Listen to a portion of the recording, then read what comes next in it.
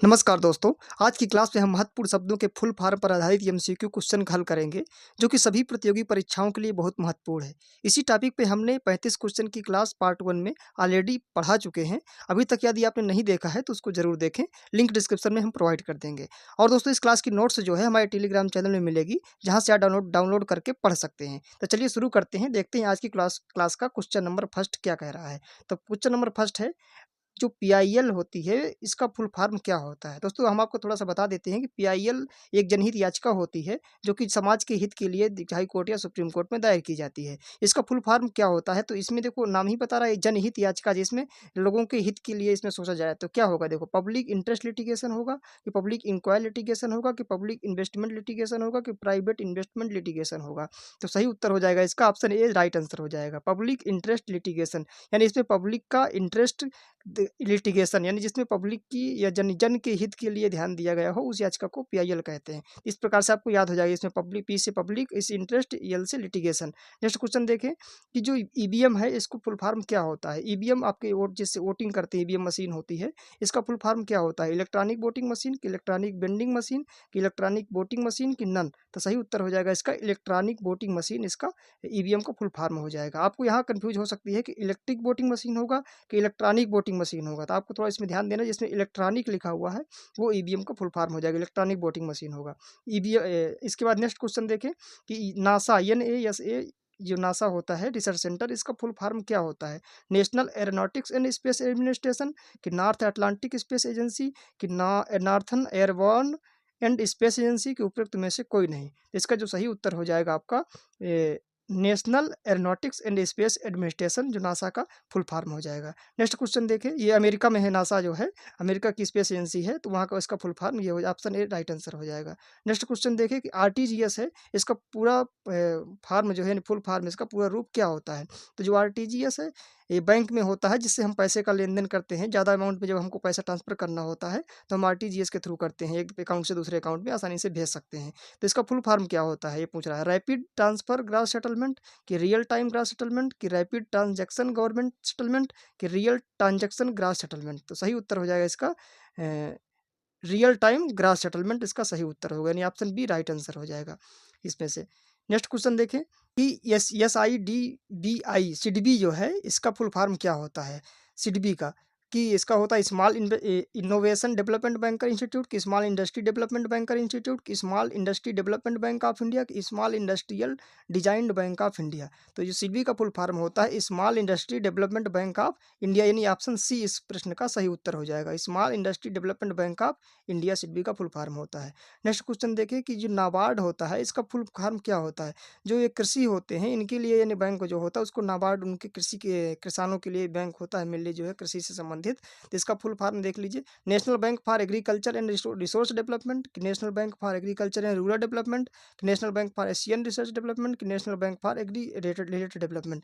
तो सही उत्तर उसको हो जाएगा national bank for agriculture and rural development, यानी जो गांव के रूरल एरिया हैं उनके डेवलपमेंट के लिए, एग्रीकल्चर के डेवलपमेंट के लिए जो नेशनल लेवल पे बैंक होता है, उसको नाबार्ड बोलते हैं। नेक्स्ट क्वेश्चन देखें कि इंटरपोल से आपका क्या तात्पर्य है? इसमें आप इंटरपोल में ही देखो बता रहा है इसका फुल फॉर्म। इंटर से आपका इंटर से इंटरनेशनल हो जाएगा, और जो पीओएल है इससे हो जाएगा पुलिस। तो इंटरपोल का फुल फॉर्म क्या हो जाएगा? International police. यानी कि आप देखो चार ऑप्शन लिखिए, intermediate polling, interval polling, internal population, international police? तो सही उत्तर हो जाएगा डी ऑप्शन, यानी इंटरपोल का फुल फॉर्म होगा इंटरनेशनल पुलिस। जो इंटरनेशनल लेवल की पुलिस होती है, इसमें कोई जो है तो उसको इंटरपोल कहते हैं। नेक्स्ट क्वेश्चन देखें कि एलईडी जो है, उसका बल्ब होता है एलईडी, उसका फुल फॉर्म क्या होता है? कि लाइसेंस फॉर एनर्जी डिटेक्टर, की जो है लाइट एनर्जी डिवाइस, की लाइट इमिटिंग डायोड, की लॉस्ट एनर्जी डिटेक्टर? तो जो एलईडी का फुल फॉर्म हो जाएगा लाइट इमिटिंग डायोड बोलते हैं इसका, यानी ऑप्शन सी इस क्वेश्चन का राइट आंसर हो जाएगा। नेक्स्ट क्वेश्चन देखिए कि शब्द संक्षेप में एसएमएस का अर्थ क्या होता है? एसएमएस, आप जो मैसेज करते हैं एक से दूसरे, एसएमएस इसको बोलते हैं, उसका फुल फॉर्म क्या होता है? आपने सुना ही होगा, लेकिन कभी गौर नहीं किया होगा एसएमएस का आखिर फुल फॉर्म क्या होता है। स्पीड मेल सर्विस, की स्विफ्ट मेल सिस्टम, की शॉर्ट मैसेजिंग सर्विस, की नन? तो सही उत्तर हो जाएगा एसएमएस का शॉर्ट मैसेजिंग सर्विस होती है एसएमएस का फुल फॉर्म। नेक्स्ट क्वेश्चन देखें कि बैट बीएटी को विस्तृत रूप में क्या कहते हैं? जो बीएटी है, एक प्रकार का टैक्स होता है, है, इसका फुल फॉर्म क्या होता है? वैल्यू एडेड टैक्स, की वैल्यू एडवांस टैक्स, की वैल्यू एंड टैक्स, की वैल्यू एडिशन टैक्स। तो सही उत्तर हो जाएगा इसका वैल्यू एडेड टैक्स। जो आपका सप्लाई चेन होती है प्रोडक्ट की, यानी चाहे रिटेलर हो चाहे होलसेलर हो, जो उसमें टैक्स लगाए जाते हैं उसको बोलते हैं वैल्यू एडेड टैक्स बोलते हैं। नेक्स्ट क्वेश्चन देखें, आरबीआई का फुल फॉर्म क्या होता है? आरबीआई जो बैंकों का बैंक जिसे कहते हैं, ये इसको सबसे बड़ा यानी बैंकों को जो रूल रेगुलेशन नियंत्रित करता है RBI, reserve bank of India. तो इसी को पूछ रहा है आरबीआई का फुल फॉर्म क्या है? रिजर्व बैंक ऑफ सी इस क्वेश्चन का सही उत्तर हो जाएगा, reserve bank of India. Next question देखें, जीएनपी का अर्थ क्या होता है? जीएनपी ग्रामीण निगम परिषद, की ग्रामीण निशाक प्रणाम, की जो है ग्रास नेशनल प्रोडक्ट, की ग्रास नेशन प्रोडक्ट बेटल ब्राटा। तो आपको सिंपल सा है, जीएनपी का फुल फॉर्म हो जाएगा आपका ग्रास नेशनल प्रोडक्ट, यानी ऑप्शन सी इस प्रश्न का सही उत्तर हो जाएगा। प्रोडक्ट। नेक्स्ट क्वेश्चन बात करें कि इसरो का किसका संक्षिप्त रूप है? इसरो का यानी फुल फॉर्म क्या होता है? इंडियन साइंटिफिक रिसर्च ऑर्गेनाइजेशन, की इंडियन स्पेस रिसर्च ऑर्गेनाइजेशन, की इंटरनेशनल स्पेस रिसर्च ऑर्गेनाइजेशन, की इंटरनेशनल साइंटिफिक रिसर्च ऑर्गेनाइजेशन। तो इसरो का फुल फॉर्म हो जाएगा इंडियन स्पेस रिसर्च ऑर्गेनाइजेशन, ये इसका फुल फॉर्म हो जाएगा। नेक्स्ट क्वेश्चन देखें कि एनजीटी का पूर्ण रूप क्या है? एनजीटी आपका जो नेशनल ग्रीन ट्रिब्यूनल, यानी इसको हिंदी में इसका राष्ट्रीय हरित प्राधिकरण बोलते हैं, यही इसका फुल फॉर्म होता है। तो देख लीजिए किस ऑप्शन में लिखा हुआ है, नेशनल ग्रीन ट्रिब्यूनल, यही पहला ऑप्शन ही सही हो जाएगा इसका। एनजीटी का full form national green tribunal. Next question देखें, जीएसएलवी से आपका आशय क्या है? Geosynchronous satellite launch vehicle. Option A में लिखा हुआ है कि जो है geographical satellite launch vehicle, geosynchronous satellite locating vehicle, global satellite locating vehicle. तो जीएसएलवी का फुल फॉर्म हो जाएगा geosynchronous satellite launch vehicle, क्योंकि एसएलवी आपको बताया था हमने पहले भी कि जीएसएलवी होता है सैटेलाइट लॉन्च व्हीकल, और पी लग गया था तो पोलर सैटेलाइट लॉन्च व्हीकल होगा। पीएसएलवी क्या होता है? Polar satellite launch vehicle. और यहाँ पे क्या दिया हुआ? जीएसएलवी। तो जीएसएलवी से क्या हो जाएगा? Geosynchronous satellite launch vehicle. तो ऑप्शन इस क्वेश्चन का ए राइट आंसर हो जाएगा। नेक्स्ट क्वेश्चन के देखें कि शब्द संक्षेप डीआरडीओ से क्या आशय है? डीआरडीओ आपका जो है डिफेंस रिलेटेड जो रिसर्च होती है उनका ऑर्गेनाइजेशन होता है। तो आप इसी से देख लीजिए क्या फुल फॉर्म है इसका। Department for rural development organisation, की defence record and data organisation, की defence research and development organisation, की department for research and development in oceanography. तो सही उत्तर हो जाएगा इसका सी, क्योंकि क्या है ये डी से एक डीआरडीओ, तो डिफेंस की जो रिसर्च करता है डिफेंस के बारे में और डेवलपमेंट करता है, एक वैसी ऑर्गेनाइजेशन है। क्या हो गया? Defence research and development organisation. ये दोस्तों आपको जब दो बार इनको बार बार बोलेंगे फुल फॉर्म को तो ऑटोमेटिक आपको याद हो जाएंगे, और सिर्फ बस वही शब्द को देखना होता है, जो आपको याद है वही ऑप्शन 4 में से कोई ना कोई मिल जाएगा। नेक्स्ट क्वेश्चन, बीएआरसी का फुल फॉर्म क्या है? ये भी रिसर्च सेंटर है। इसका फुल फॉर्म देखिए, भाभा एटॉमिक रेगुलेटिंग सेंटर, की भाभा एटॉमिक रिसर्च सेंटर, की भाभा एटॉमिक रिसर्च काउंसिल, की भाभा एरोनॉटिक्स रिसर्च सेंटर। तो जो बीएआरसी का फुल फॉर्म हो जाएगा भाभा एटॉमिक रिसर्च सेंटर, यानी बी इस प्रश्न का सही उत्तर हो जाएगा, भाभा एटॉमिक रिसर्च सेंटर। बस यही आपको याद रखना है, भाभा ए से एटॉमिक और आर से रिसर्च, सी से सेंटर। नेक्स्ट क्वेश्चन देखें कि यूएनडीपी का अर्थ क्या है? यूनाइटेड नेशन डिरेगुलेशन प्रोग्राम, की यूनाइटेड नेशन डिफॉल्टिंग प्रोग्राम, की यूनाइटेड नेशन डिस्फ्लेक्शन प्रोग्राम, की यूनाइटेड नेशन डेवलपमेंट प्रोग्राम।